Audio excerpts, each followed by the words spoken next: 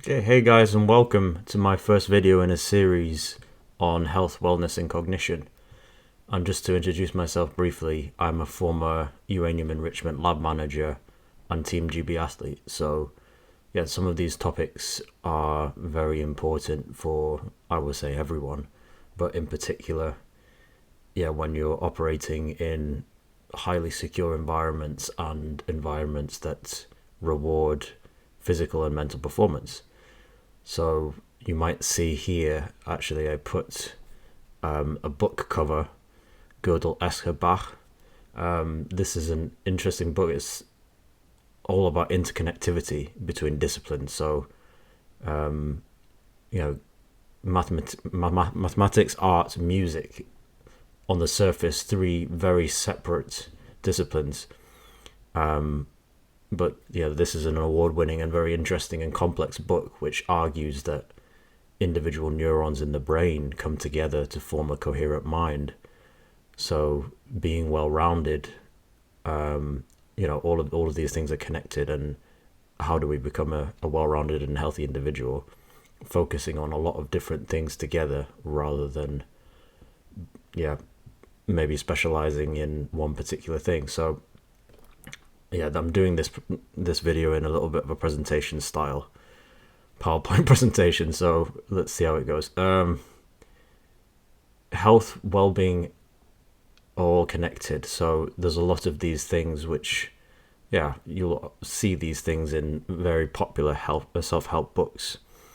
But these things are very important, and some are more important than others, as we'll get onto. Sleep is a massive lever, and everyone knows this, and it's a very boring thing to say, but there's certain things we can do to optimize our sleep beyond the purely, have a dark room and sleep for 8 hours. That's not as simple as that.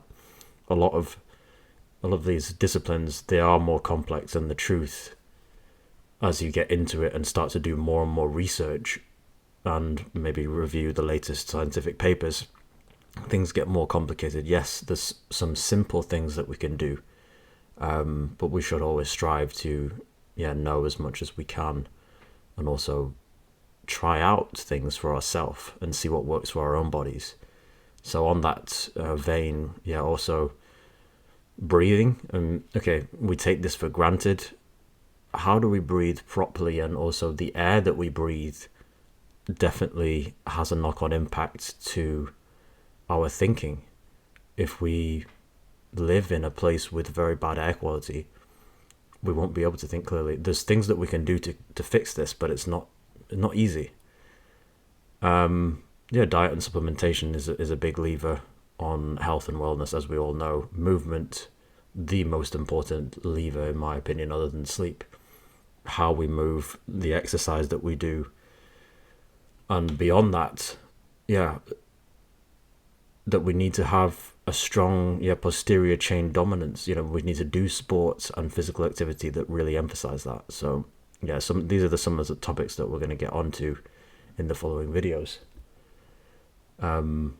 So just to reiterate a little bit, the levers within our control. So all of these things have levers on our health and wellness. One very popular book that you've probably seen in every bookstore, Atomic Habits. If we do small changes to our routine, our daily routine, including physical health, trying to get extra steps in, stretching, doing a bit of mobility, they all add up. And I think everyone knows that building habits is very difficult and destroying them is very easy. So this is something we need to focus on every week, every day that we wake up. We need to focus on what are our habits now and what do we want them to be in 5-10 years. Environment, as I said, we can't necessarily change where we live. I mean, I think as someone who's lived in 5 countries, or 4 or 5 countries, it is something that you do have power over, but it's difficult. You can change your environment. You can make sure that you're breathing the right air, that you can, fill your space with purification and the necessary things that you need to be able to think clearly and perform well. yeah, and balance. I think that's a very important thing, that we can do too much. We also need to find a balance in our work life, our personal life. Again, not easy, and some people will just say, hey, I have a family to feed, I need to work 10 hours a day. That is kind of what it is, but we can do things in our spare time that really help and improve the working life that we have. I think a lot of us maybe make excuses, including myself, and neglect ourselves sometimes. So this is just about bringing ourselves back into, I will say, yeah, onto the ground, and just think, what do we have in our control, and really take action. So yeah, as I mentioned, the two biggest return on investment levers, I guess you could say, sleep and movement. So those are the two things that we'll probably focus on for the next videos. There's a very, I think I came across this Instagram channel called the Fascia Company, which really promotes this natural movement patterns, barefoot walking, stretching, spiral movement patterns. Sounds like a little bit of marketing stuff, but the fascia is something important.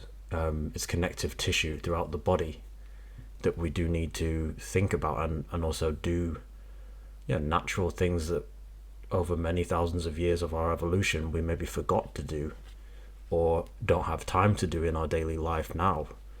But we can, the important thing is that we can focus on it, and we can be cognizant of it, be aware of it, and change our routine. So yeah, I think doing martial arts, doing sports with spiral movement patterns like football, tennis, martial arts, archery, as it shows here.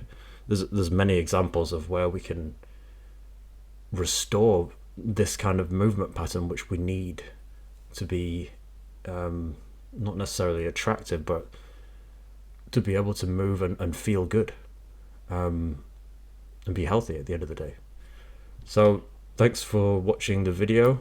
Been quite a short one on presentation style, so a bit of something new, no cuts.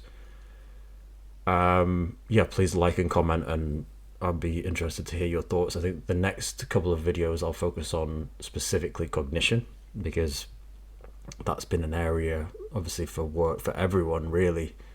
We need to focus on cognition, and that's an underrated area even in sport.